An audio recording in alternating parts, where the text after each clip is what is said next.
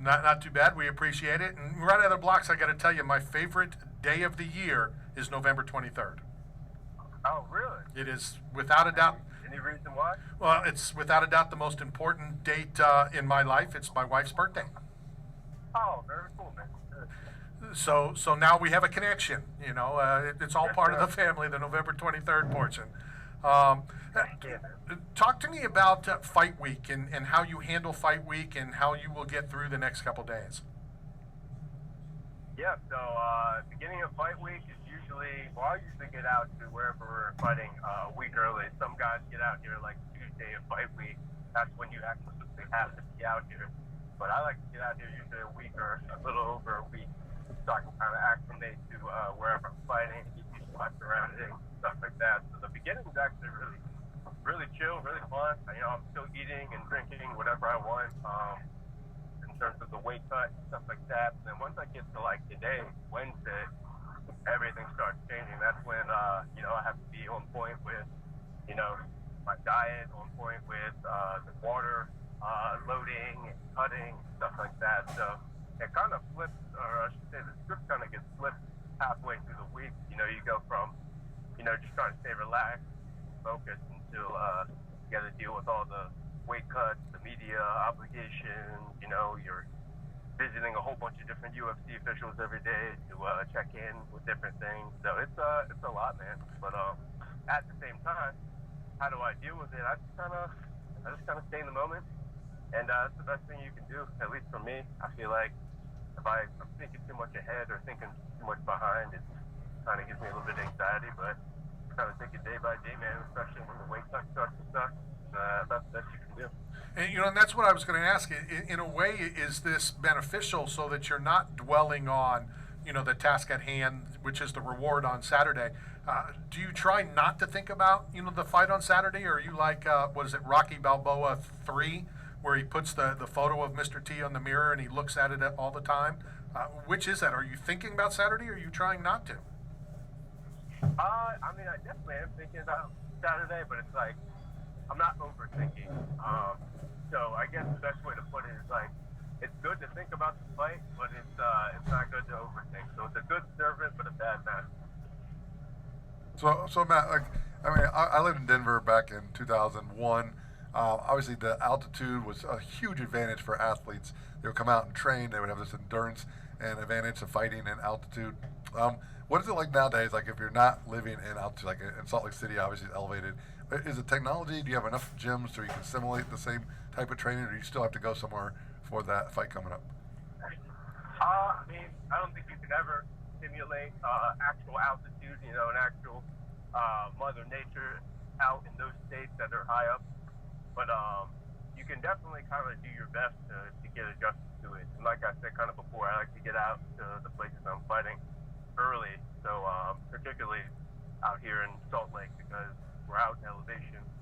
I got here Friday of this last week, so I had 9 days counting to the fight from when I got here. So I feel like that, on top of all the training and all the cardio I've been putting in, is going to be it's not going to affect me too much. And I've spent time out in elevation before, out in Albuquerque, training a little bit, and then also I've gone snowboarding and taking trips over to Colorado, Breckenridge, Steamboat, stuff like that. So I feel like my body's always getting kind of adjusted and ready for this stuff, but it's just a matter of kind of getting out here at a good time and then just kind of let my body get used to it.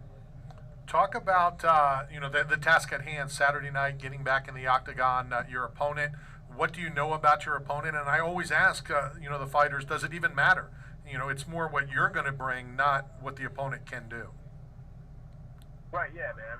That's kind of hit the nail on the head right there, man. You really gotta focus more on what you're gonna do and what your game plan is. And just like, if you're playing off of your opponent too much, it's almost like, start a race, he's got the gun to start it. So it's like he has that advantage if you're purely playing off of his timing. So you really do have to focus on yourself and focus on what you're trying to do. But in terms of my opponent, he's another striker. Obviously anybody in the UFC has got a good ground game. They can fight anywhere the fight goes. But this guy likes to stand. He's southpaw. He's a little bit. I mean, he's fairly long. He moves well. He's coming up from lightweight actually. So he's going to be a little bit faster, a little bit more agile, I think, than a lot of the guys I've faced in the past. So I have prepped for that. Not as big as I usually am coming into fights. So I've kind of made my adjustments ever since I heard that I was going to be fighting this guy. So. What's the craziest, strangest, most bizarre thing that's ever either happened during a fight you were in, or with you, or involving you? Okay, so I had a fight out in somewhere in Pennsylvania, and I fought this dude, and there's a close first round.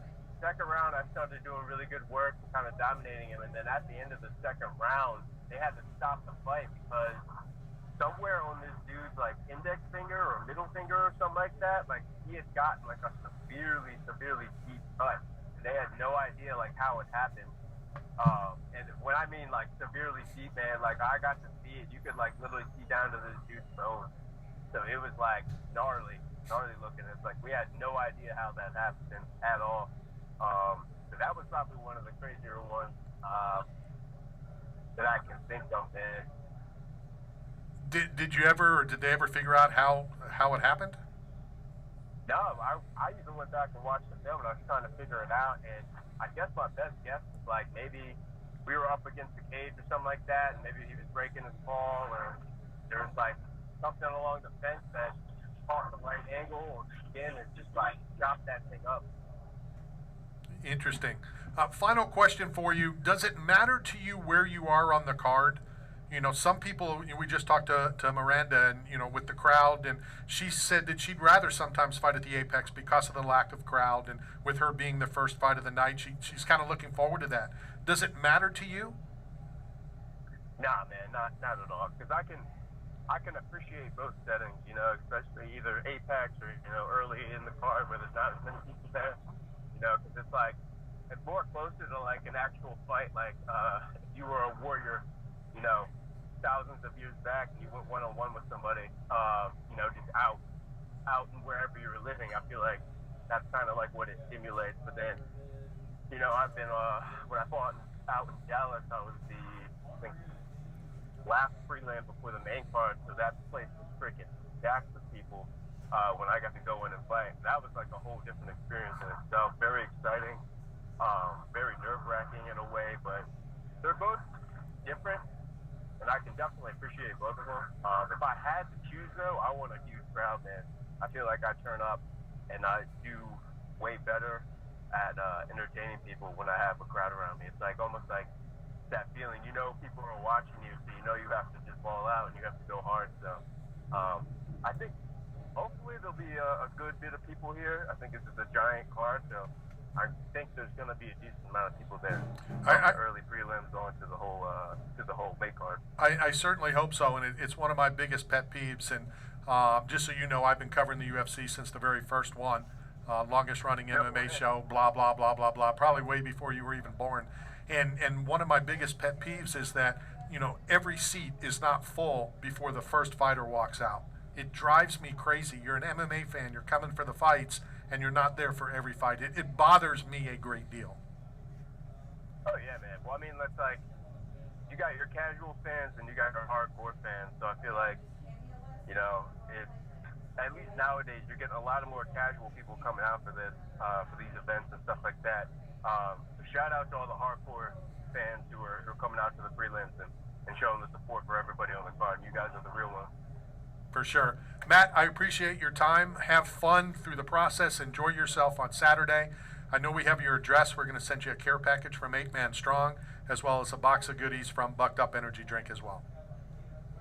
Cool, dude. Thank you so much, man. I appreciate it. And don't blink on Saturday, man. I'm going to put on the best show of my life. And we will see you in the media room after your victory. That's a great answer, by the way. We can add it to our list of favorite expressions. Thanks, Matt.